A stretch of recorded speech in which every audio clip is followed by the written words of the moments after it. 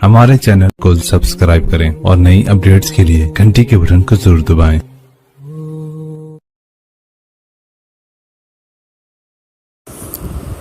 बिस्मिल्लाहिर्रहमानिर्रहीम। अस्सलामु अलैकुम वरहमतुल्लाहि वबरकातुहू।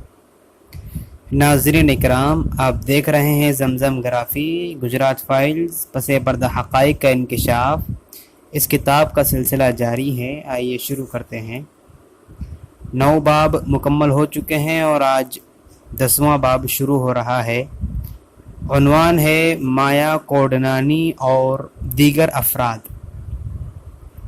अहमदाबाद में मैं अपनी ज़िंदगी से लुत्फ़ अंदोज़ होने लगी थी, या बकौल अजय यानी अजय के कहने के मुताबिक ऐसा लगता था कि मैं खालिस आमदावादी होती जा रही थी, यानी मेरे अंदर अहमदाबाद के लोगों की जो आदतें हैं वो आ रही थी।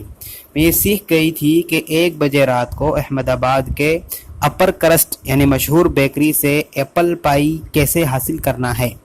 हॉस्टल की लड़कियां और मैं रात के 2-2 बजे बाहर जाकर अंडे खाते थे। दुर्गा पूजा पिंडाल और गरबा के 9 दिनों के दौरान पानी और मैंने नाच नाच कर अपने पांव सुर्ख कर लिए थे।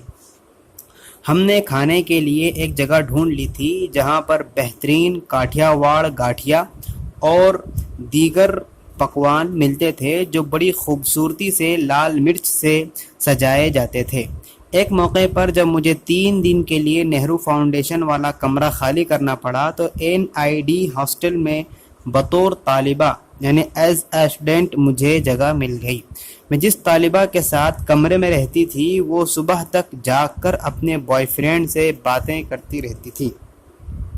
चूँकि ज़माने तालिबे इल्मी में यानी मेरी पढ़ाई के दौरान मुझे हॉस्टल में रहने की बड़ी ख्वाहिश थी, इसलिए अहमदाबाद में मैंने ज़िंदगी के इस पहलू का भी खूब लुत्फ़ उठाया। ताहम मेरे लिए हर चीज़ बाइसे मसरत नहीं थी, यानी सब कुछ अच्छा नहीं था, क्योंकि आखिरकार माइक को अलविदा कहने का वक्त आ गया था। अलविदाई अशाइये यानी कि लास्ट डिनर के लिए हम लोग पकवान ढाबा चले आए, जो माइक का पसंदीदा थाली जॉइंट था। उसके लैपटॉप में अहमदाबाद की कुछ दिलकश तस्वीर थी। उस वक्त तक माइक माकूल हिंदी बोलना सीख चुका था, यानी कुछ उसे हिंदी बोलना आ गई थी। हम दोनों अपने अपने कमरों में जाने से पहले पूरी रात बातें करते रहे। सुबह को 10 बजे उसको दिल्ली के लिए फ़्लाइट लेनी थी। अगली सुबह अपने दरवाजे के नीचे मुझे एक तस्वीर और मोर के पंख मिले, यानी मोर के पर मिले। तस्वीर हिंदू देवता कृष्ण की थी, जिसके पुष्ट पर माइक ने हिंदी में लिखा था, प्यारी मैथिली, अपना ख्याल रखना। मेरा दोस्त, मेरा सुकून और मेरा शरीक वारदात मुझसे जुदा हो गया था। अब बात करने के लिए ऐसा कोई शख्स नहीं था जो मुझे राना अय्यूब के नाम से जानता हो। माइक 2011 में एक रोज़ के लिए अपना आखिरी किरदार अदा करने के लिए अहमदाबाद वापस आएगा। जब मैं दोबारा अहमदाबाद आई तो ये 2013 का कोई महीना था। मुझे कुछ दस्तावेज़ात हासिल करने थे, यानी कुछ डॉक्यूमेंट्स मुझे हासिल करने थे। माया कोडनानी सलाखों के पीछे पहुंच चुकी थी। स्टिंग का अमल पाए तकमील को पहुंच चुका था, यानी स्टिंग का जो अमल है, जो वर्क है, पूरा हो चुका था। मैं अब भी मुंतज़िर थी कि इस कहानी को दिन की रोशनी नसीब हो जाए, जबकि तहलका में मेरे काम का सिलसिला जारी रहा। दस्तावेज़ात के सिलसिले में जिस अफसर से मेरी मुलाकात हुई उसने मुझे बताया कि जेल में वो माया कोडनानी से मिल चुका है, ताहम वो सोच रहा है कि माया बहन के लिए जेल में ऊशो की किताबें भिजवा दे, यानी रूहानी किताबें भिजवा दे। ये सुनकर मुझे बड़ी हैरत हुई। उसने बताया कि वो रोती रहती है और मुझसे कहती है कि मुझे बाहर निकालो। वो जुनून की हद तक पहुंच रही है, यानी उसका पागलपन बढ़ रहा है। मुझे लगा कि रूहानियत से शायद उसको कुछ मदद मिल जाए।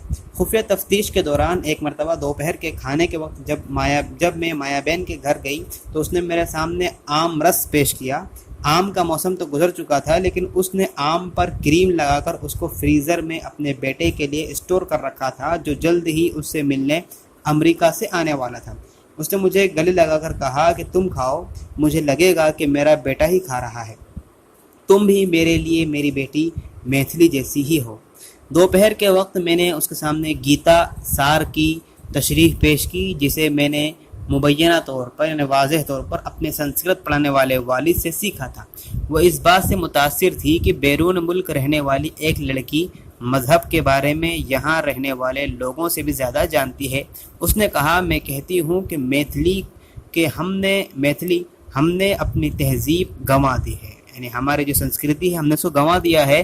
ان مسلمانوں کو دیکھو، ان کے بچے بھی کتنے کٹر ہوتے ہیں۔ میں نے اس بات یعنی ہاں میں سر ہلا دیا، اور دوپہر کا کھانا بہت سادہ تھا، جس میں صرف 2 قسم کی سبزیاں، پاپڑ اور پوریاں تھیں۔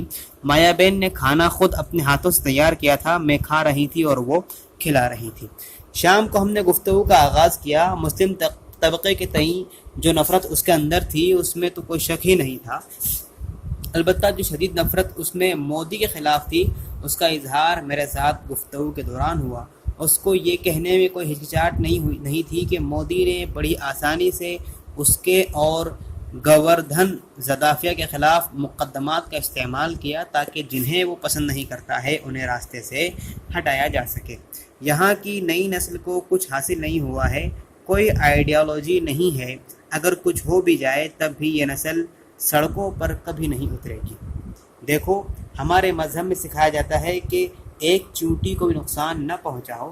ہمارے بچوں کو بچپن ہی سے یہی سکھایا جاتا ہے، جبکہ اس کے برعکس ان لوگوں کے بچپن سے کیا سکھایا جاتا ہے؟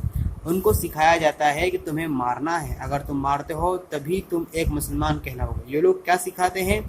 آپ ایک آدمی کو بھی مسلمان بناؤ تو آپ کو جنت میں حور ملے گی۔ یہ سب کچھ مدرسوں میں سکھایا جاتا ہے، لیکن کم از کم تم اپنے بچوں کو دیکھ سکھاؤ کہ تم ایک بھارتی ہو۔ یہ برداشت نہیں کیا جائے گا کہ پاکستان جیتے اور تم پٹاخے چھوڑ